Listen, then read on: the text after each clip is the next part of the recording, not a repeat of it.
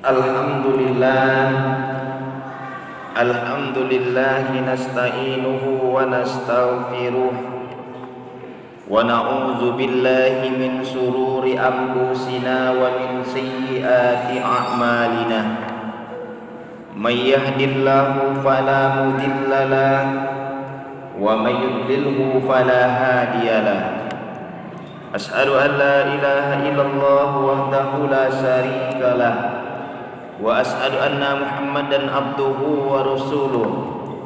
Allahumma fassalli wa sallim wa barik ala sayyidina Muhammad wa ala alihi wa sahbihi ajma'in.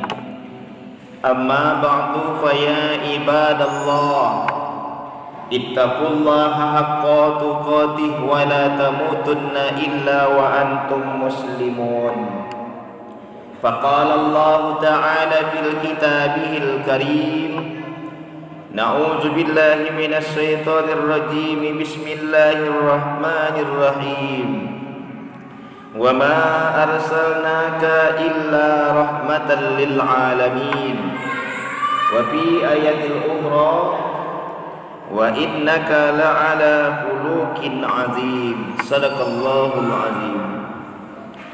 Ma'asyiral muslimin, sidang jamaah Jumat hamba Allah yang berbahagia, tiada kata yang pantas kita aturkan kehadiran Allah Rabbul Jalil selain dari ungkapan syukur dan terima kasih kita kepadanya yang tidak terhingga, karena begitu banyaknya nikmat yang telah dikaruniakan oleh Allah kepada kita. Adapun nikmat yang paling berharga yang bisa menyelamatkan kita di dunia sampai akhirat kelak adalah nikmat iman dan nikmat Islam. Mudah-mudahan kita tetap kokoh istiqomah dalam keadaan beragama Islam sampai ajal memisahkan kita. Ma'asyiral muslimin, sidang jamaah Jumat rahimakumullah. Selanjutnya selawat dan salam kita kirimkan kepada arwah junjun alam, yakni Nabi besar Muhammad sallallahu alaihi wasallam, dengan lafaz Allahumma shalli ala sayyidina Muhammad wa ala ali sayyidina Muhammad. Mudah-mudahan salam dan salawat kita tersampaikan kepada Rasulullah sallallahu alaihi wasallam, dan mudah-mudahan kita semua mendapatkan syafaat dari Rasul di yaumil mahsyar nanti. Amin amin ya rabbal alamin. Ma'asyiral muslimin, sidang jamaah Jumat rahimakumullah. Sebelum khatib menyampaikan inti khutbah kita pada Jumat kali ini, khatib mengajak kepada kita semua yang hadir untuk meningkatkan iman dan takwa kita kepada Allah Subhanahu wa taala.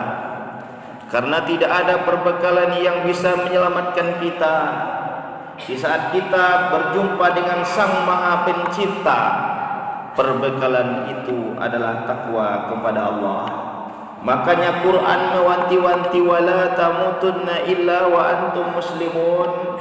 Janganlah kamu mati kecuali dalam keadaan Islam. Untuk mendapatkan tiket mati dalam keadaan Islam, ittaqullaha haqqa tuqatih, bertakwa kepada Allah dengan sebenar-benarnya takwa. Ma'asyiral muslimin, sidang jamaah Jumat rahimakumullah. Adapun judul khutbah kita pada Jumat kali ini adalah Maulid Nabi sebagai momentum meneladani akhlak Rasulullah sallallahu alaihi wasallam. Kita kutip firman Allah dalam surah Al-Anbiya ayat 107 dan dalam surah Al-Qalam ayat 4. Bismillahirrahmanirrahim. Wa ma arsalnaka illa rahmatan lil alamin. Kata Allah, dan tidaklah kami mengutus engkau ya Muhammad melainkan rahmat bagi seluruh alam. Kemudian dalam Al-Qalam, wa innaka la'ala khuluqin azim, dan sesungguhnya engkau benar-benar memiliki akhlak yang agung. Melalui dua ayat tadi sangat cocok dengan judul khutbah kita. Kenapa? Karena dalam Al-Anbiya ayat 107 tadi Allah menegaskan kepada kita, dan tidak kami mengutus engkau ya Muhammad melainkan bagi rahmat seluruh alam. Jadi dengan adanya Rasulullah sallallahu alaihi wasallam diutus oleh Allah Subhanahu wa taala, bukan hanya memberi rahmat kepada kaum yang ada di kota Makkah saja, tetapi seluruh alam ini, alam dunia ini diberikan rahmat oleh Allah dengan lahirnya Rasulullah sallallahu alaihi wasallam. Kita lihat sejarah misalnya, sebelum Rasulullah lahir, sebelum Rasulullah diutus oleh Allah ke permukaan bumi ini untuk menjadi nabi dan rasul, pada waktu itu umat manusia tidak lagi bertuhankan kepada Allah. Umat manusia sudah bertuhankan kepada binatang, umat manusia bertuhankan kepada benda, umat manusia bertuhankan kepada api. Kita lihat di negara Persia misalnya, orang-orang Persia adalah menyembah api. Orang-orang Majusi, para penyembah api, dia tidak lagi bertuhankan kepada Allah.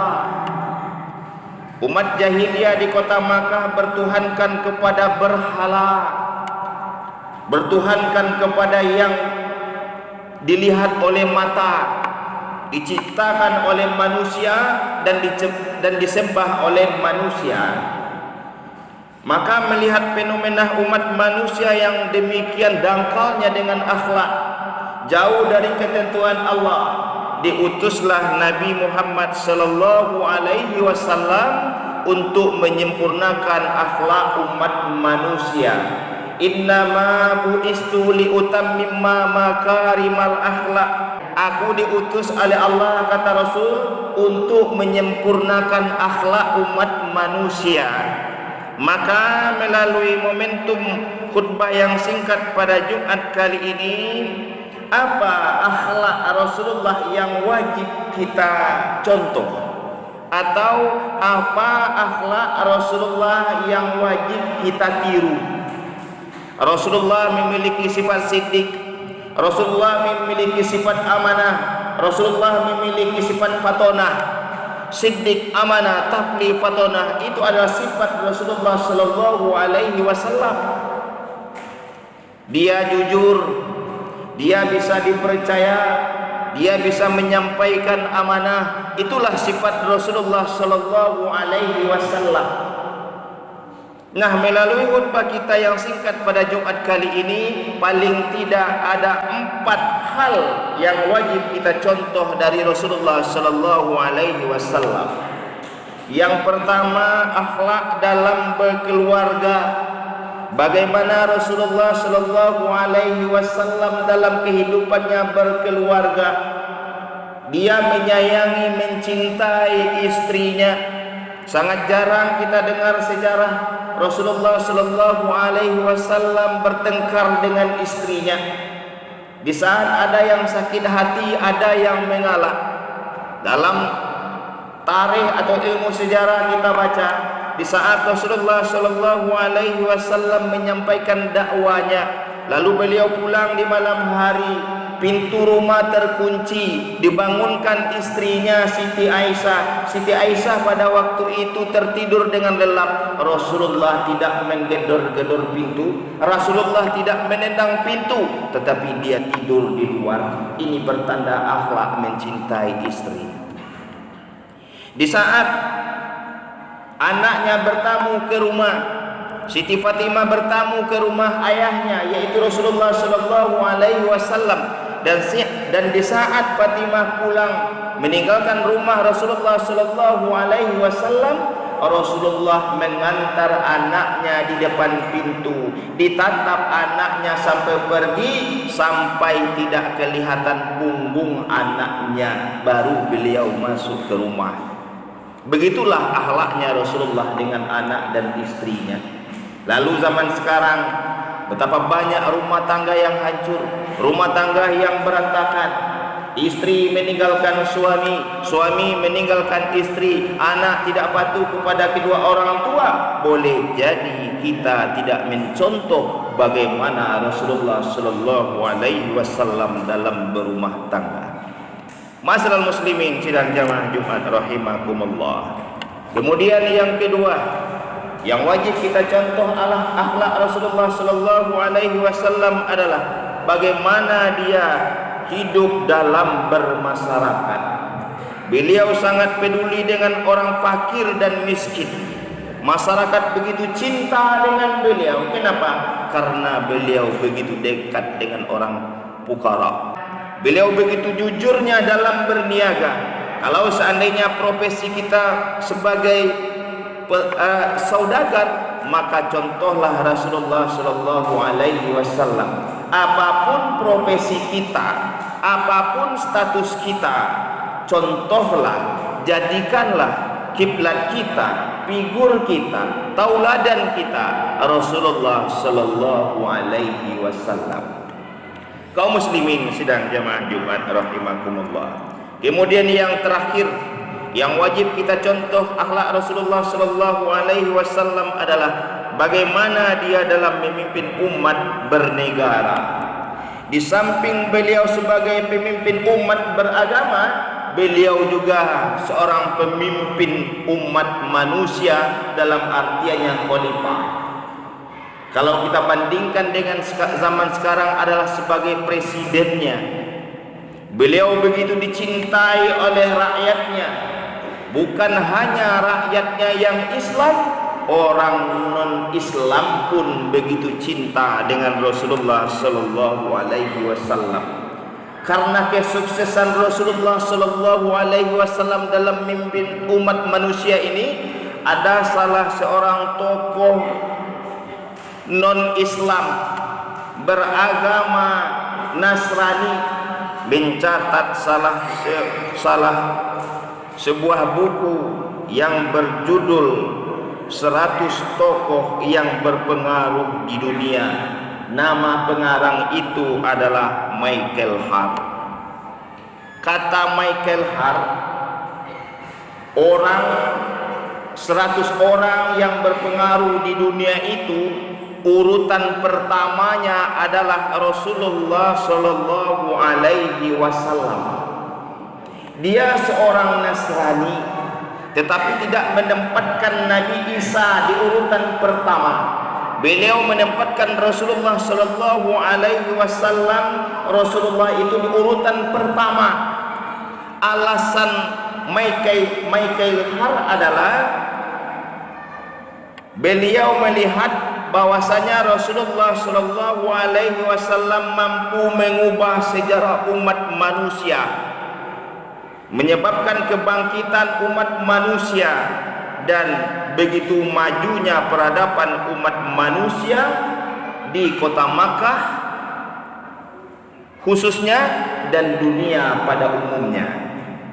Kemudian alasan Michael Hart adalah Rasulullah adalah satu-satunya tokoh yang berhasil di puncak kesuksesannya, baik dalam spiritual, dalam hal menyebarkan agama Islam, maupun dalam duniawi, yaitu membangun peradaban dan kekuasaan umat manusia.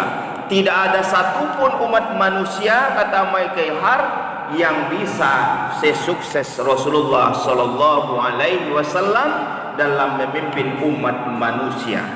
Jadi jika seandainya hari ini kita sebagai pemimpin, maka contohlah Rasulullah sallallahu alaihi wasallam. Dia tidak pernah joget-joget di atas penderitaan rakyatnya. Dia peduli dengan rakyatnya. Dia sebarkan agama Islam, dia sebarkan akhlakul karimah. Beliau adalah contoh suri tauladan. Barangkali demikianlah khutbah kita yang singkat pada Jumat kali ini. Mudah-mudahan di akhir hayat kita, sampai kita berjumpa dengan Rasulullah di yaumil masar nanti, tetap kita istiqomah mengikuti ajaran yang dibawa oleh Rasulullah sallallahu alaihi wasallam. Kita tidak berjumpa dengan beliau, kita memang tidak pernah bertatap muka dengan beliau. Bagaimana wajahnya, bagaimana merdunya suara beliau, kita tidak pernah tahu. Tetapi ajaran beliau kita yakini mulai kita lahir sampai kita meninggal dunia istiqomah dengan ajaran yang dibawa oleh Rasulullah sallallahu alaihi wasallam. Dan di saat kita berkumpul di yaumil masar nanti, mudah-mudahan kita semua diakui oleh Rasulullah sallallahu alaihi wasallam sebagai umatnya. Karena pada waktu itu tidak ada satupun manusia yang sanggup menyelamatkan manusia, tidak ada satupun manusia yang sanggup berjumpa dengan Sang Maha Pencipta. Manusia yang paling sanggup berjumpa dengan Allah, yang sanggup menyelamatkan umatnya adalah Rasulullah sallallahu alaihi wasallam. Fautabiru ya ulil absar la'allakum turhamun. Allahumma salli ala sayyidina